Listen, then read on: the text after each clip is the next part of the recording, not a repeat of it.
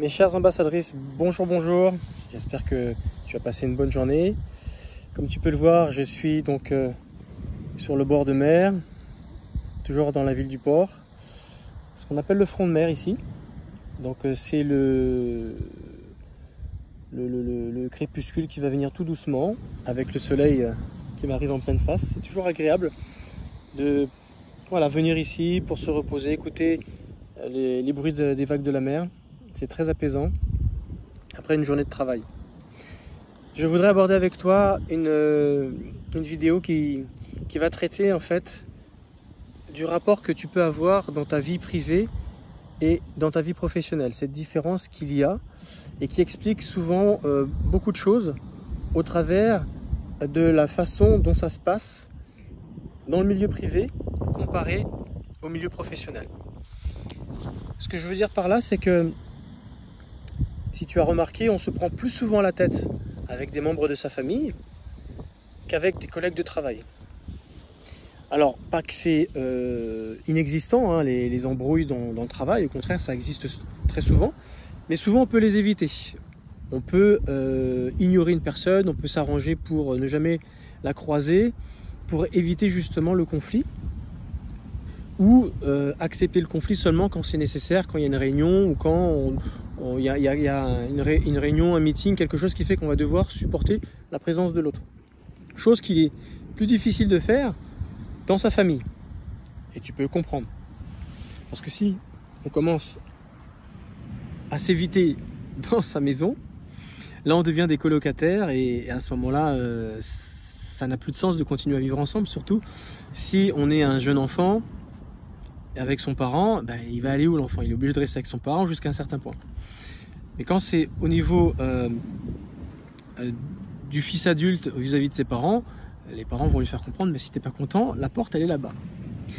Mais quand c'est dans le couple, ben souvent c'est séparation, c'est divorce, et c'est là que ça devient compliqué. Avant d'en arriver à ça, on essaye de s'arranger, on essaye de faire en sorte que ça se passe bien, on cherche des compromis, on cherche un terrain d'entente, parce que on fait pas tout ça après s'être aimé pour en fait faire tout l'inverse dès qu'il y a un petit peu le feu au toit. Non, on essaye souvent de faire en sorte que ça se passe bien.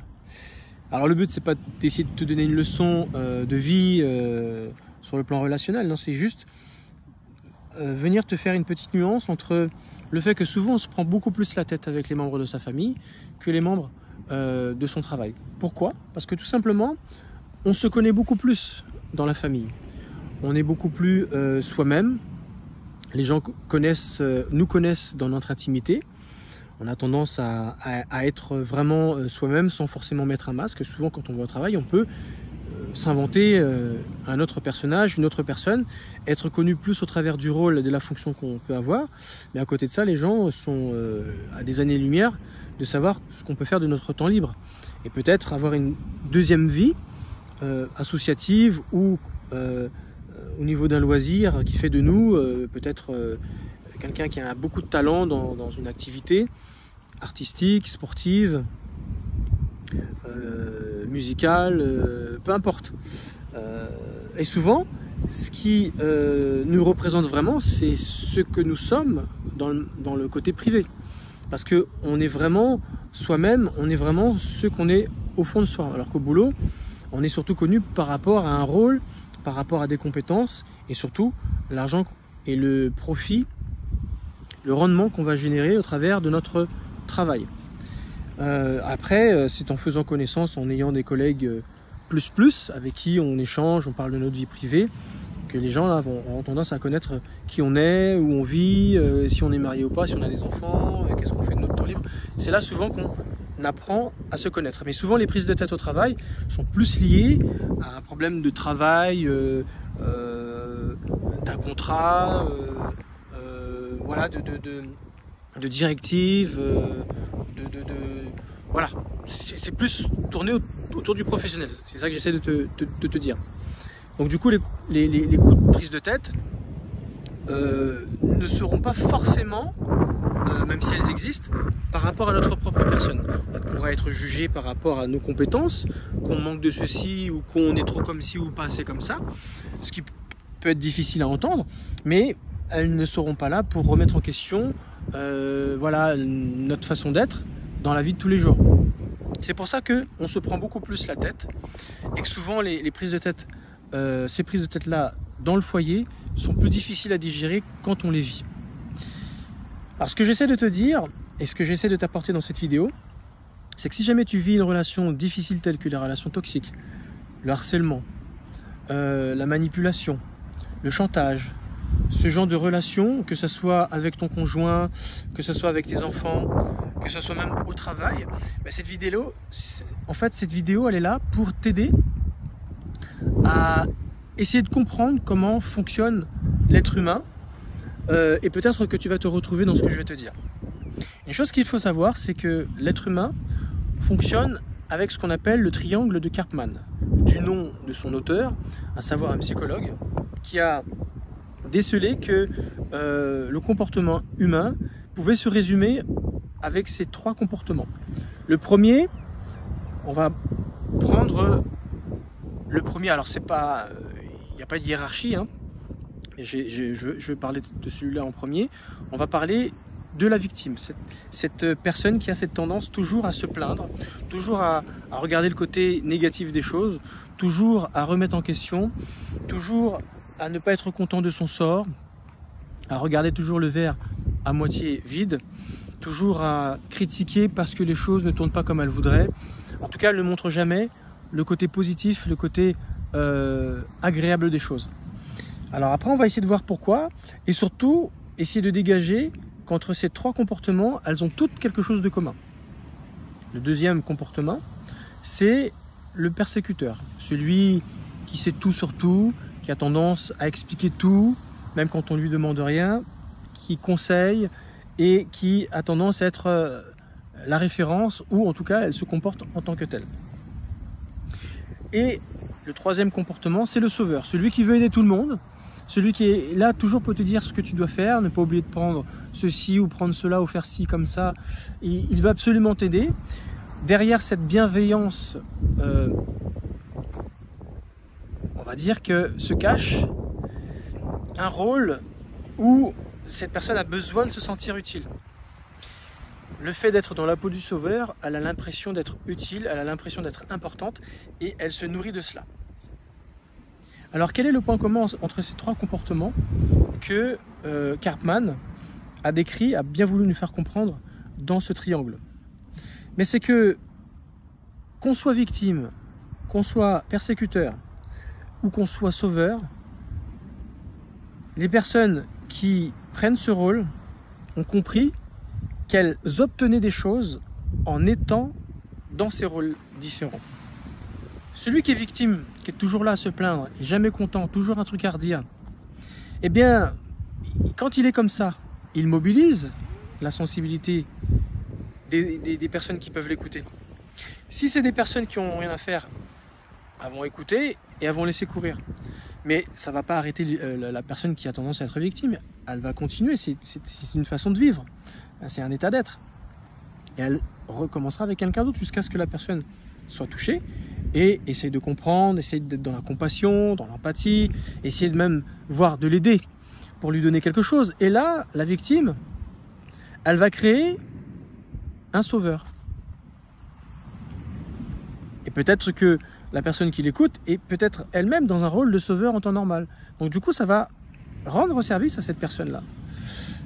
La victime va obtenir de ce sauveur que les choses se fassent comme elle voudrait qu'elles soient. Le sauveur, elle se sent utile à partir du moment où elle a un rôle à jouer, elle se sent utile, elle a l'impression d'être quelqu'un d'important. Et donc du coup, les deux vont se rendre service. Si bien que la personne qui est le sauveur, elle va prendre sa source où sa connaissance auprès du persécuteur, celui qui sait tout sur tout et qui, toujours là à donner un conseil, toujours dire comment les choses doivent se faire, comment elle donne les ordres. C'est comme ça qu'en fait, l'un et l'autre trouvent l'importance du rôle de l'un et de l'autre pour lui-même. Donc c'est très bizarre ce que je te dis là, mais sans s'en rendre compte, chaque rôle nourrit l'autre. On pourrait même dire cela, c'est que tu peux être dans un rôle, dans une fonction, par exemple la victime, mais très rapidement tu peux passer à un autre rôle. Et sitôt passé à cet autre rôle, passer encore au suivant. C'est quelque chose qui n'est pas figé. C'est quelque chose qui est constamment en mouvement. Parce que effectivement, tu peux être victime avec un certain nombre de personnes, mais des fois avec d'autres personnes, tu ne peux pas l'être. Parce que ces personnes-là attendent de toi un rôle particulier. Donc du coup, c'est eux qui sont les victimes, et toi, tu prends le rôle, peut-être, du régenteur, celui qui persécute parce qu'il sait tout, et qu'il est là juste pour ouvrir sa bouche pour apporter son savoir, ou peut-être que tu es le sauveur. Parce que dans les rapports humains, suivant l'âge, suivant la personne à qui on a affaire, soit une hiérarchie, soit ses parents, on ne peut pas avoir le même rôle tout le temps. C'est pour ça qu'on passe d'un rôle à l'autre. Alors ce qu'il faut bien savoir, c'est que peu importe le rôle que tu peux avoir, si tu endosses ce rôle, c'est que quelque part ça te nourrit.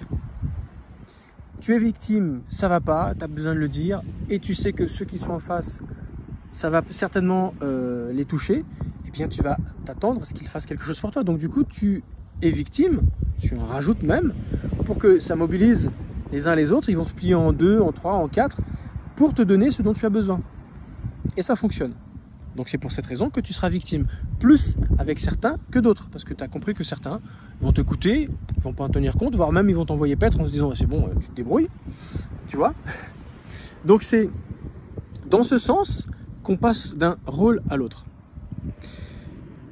Quand tu es également persécuteur, pareil, tu as besoin de donner l'impression de connaître, tu as besoin qu'on te respecte par rapport à ta position de savoir. Et qu'on ne veut pas te voir faible. Parce que être victime, c'est prendre et accepter le rôle d'être faible. Mais c'est une faiblesse calculée. Parce que quelque part, je sais ce que les choses que je veux obtenir. Tu vois ce que je veux dire? Oui, c'est la manipulation. Disons les choses telles qu'elles sont, appelons un chat. C'est une forme de manipulation, exactement. Pour ce qui est maintenant du sauveur, pareil, derrière son rôle soi-disant bienveillant, quelque part il se nourrit, parce qu'il a l'impression de faire des BA, il a l'impression d'être quelqu'un, de secourir la terre entière, et donc du coup ça le nourrit de se donner ce rôle, surtout que souvent il se donne ce rôle-là alors qu'on ne lui a rien demandé.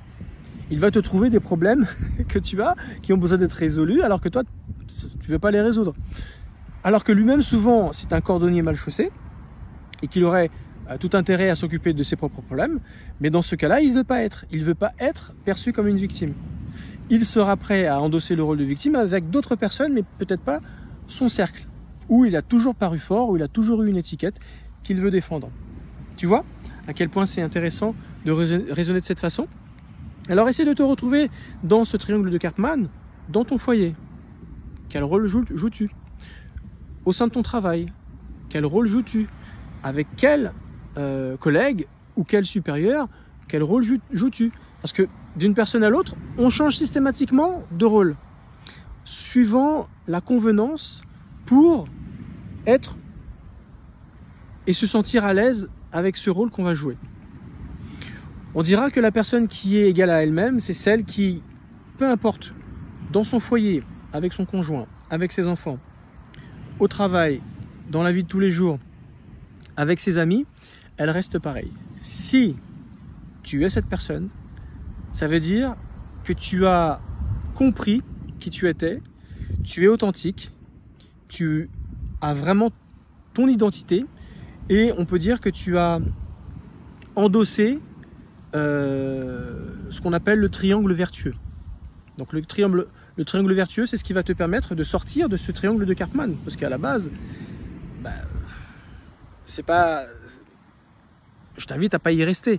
Parce que quelque part, comme tu l'as compris, tu passes d'un rôle à l'autre pour soutirer des choses venant de l'autre. En tout cas, ça te nourrit d'être d'une certaine façon, donc tu fais les choses un petit peu par intérêt. Alors que lorsque tu es dans le triangle vertueux, vertueux c'est vertu, c'est-à-dire savoir ce qui est bien, ce qui est pas bien et agir en conséquence pour continuellement faire les choses de manière noble. Eh bien, le premier point de ce triangle vertueux, c'est le pouvoir. Alors, c'est pas prendre le pouvoir sur quelqu'un, non. Quand tu sais que quelqu'un ne va pas bien, peu importe qu'elle soit la victime, qu'elle soit le persécuteur ou qu'elle soit le sauveur, ce qui est intéressant lorsqu'une personne est dans un rôle, peu importe lequel, c'est de lui faire comprendre qu'elle a le pouvoir de reprendre ce qui lui appartient, plutôt que d'essayer de le soutirer par les autres ou de l'obtenir par les autres. Parce que si elle ne le fait pas par elle-même, ça veut dire que soit elle ne le veut pas, ou soit elle se sent incapable, elle se sous-estime, ou soit elle est feignante et qu'elle préfère manipuler les gens pour que les choses arrivent à elle, elle ne veut pas faire d'efforts, elle est feignante. Peu importe la raison, on n'est pas là pour juger cela. On a fini de parler du triangle de Karpman. Revenons sur le triangle vertueux. Ça sera toujours plus sage et ça va te permettre d'aider n'importe quelle personne si tu lui fais comprendre qu'elle peut être dans ce triangle vertueux en reprenant pouvoir de sa propre vie. Pouvoir sur ce dont elle a besoin et qu'elle a elle-même cherché ces choses plutôt que essayer de les soutirer ou essayer de les donner aux autres alors que les gens n'ont rien demandé. Ce qui est intéressant là, c'est lorsqu'on a expliqué aux personnes qu'elles sont maîtres de leur vie si elles le décident, qu'elles peuvent reprendre le pouvoir de leur vie, eh bien, on leur redonne les clés de leur propre existence. Le deuxième point, c'est la puissance. Quand on parle de puissance, c'est pas un super pouvoir comme les super-héros, hein, non. C'est quelle qualité vais-je développer si jamais je reprends pouvoir de ma vie. Parce que forcément, ça va m'obliger à travailler des qualités que je n'ai pas développées pour obtenir des choses que j'ai fait en sorte d'obtenir par les autres, ou en attendant que ce soit les autres qui soient avec moi, soit un sauveur, soit un persécuteur. Mais du coup, je ne fais pas l'effort pour aller chercher ces choses. Parce que les choses viennent à moi, et j'aime bien que les choses viennent à moi. Est-ce que tu vois ce que je veux dire? Là, les qualités que tu vas développer, donc du coup la puissance que tu vas développer, ce sont des qualités humaines, telles que la patience, la maîtrise de soi, l'abnégation, le contentement, la bienveillance. Alors pas celle dont je t'ai décrit vis-à-vis du sauveur, mais plutôt la bienveillance, mais lorsqu'elle est demandée ou lorsqu'elle est suscitée. Parce que la personne, tu sais pertinemment qu'elle ne peut pas le faire. Tu sauras jauger exactement si c'est une façon de te faire faire ce que cette personne ne veut pas faire elle-même. Ça, tu le sauras. Donc ce sont ce genre de qualités que tu peux développer. Et en soi, ce sont une réelle puissance. Le troisième point du triangle vertueux, après le pouvoir et la puissance, c'est la permission. C'est les 3 P, quoi. La permission. Alors qu'est-ce qu'il faut entendre par permission?